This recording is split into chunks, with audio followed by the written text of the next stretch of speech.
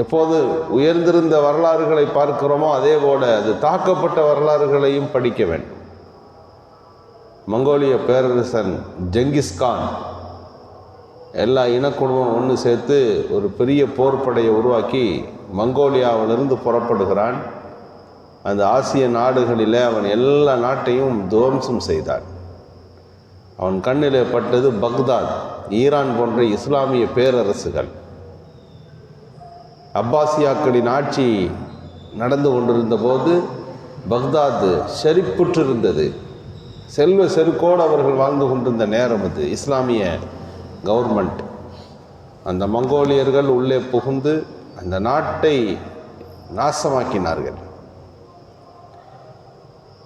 எல்லாவற்றையும் அழித்தொழித்தார்கள். அங்கிருந்த புத்தகங்களை கொண்டு போய் அத்தனை ஆண்டுகள் சேமித்து வைத்த அத்தனை பொக்கிஷங்களையும் கொண்டு போய் நதியிலே போட்டார்கள். 2 மாதங்கள் அந்த நதி முழுக்க கருப்பு மையாக ஓடிக்கொண்டிருந்தது என்று வரலாறு சொல்லுகிறது.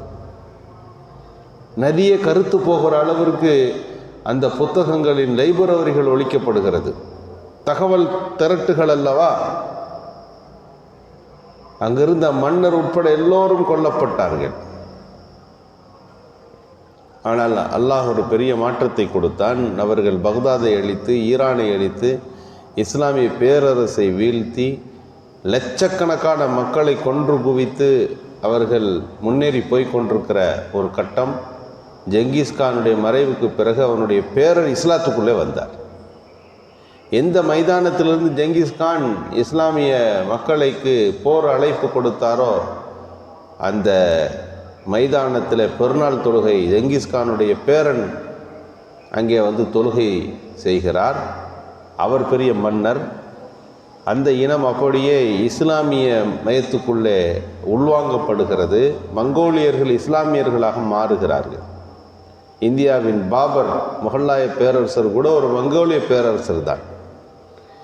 இப்படி பெரிய அழிவு. ஆனால் அந்த மக்களில் இஸ்லாத்தை ஏற்று அவர்கள் மூலம் இஸ்லாம் சற்று இன்னும் கூடுதலாக எல்லா பகுதிகளிலும் வளர்ந்தது என்பது அந்த வரலாற்றை படிக்கிற போது நாம் தெரிந்து கொள்ளுகிறோம்.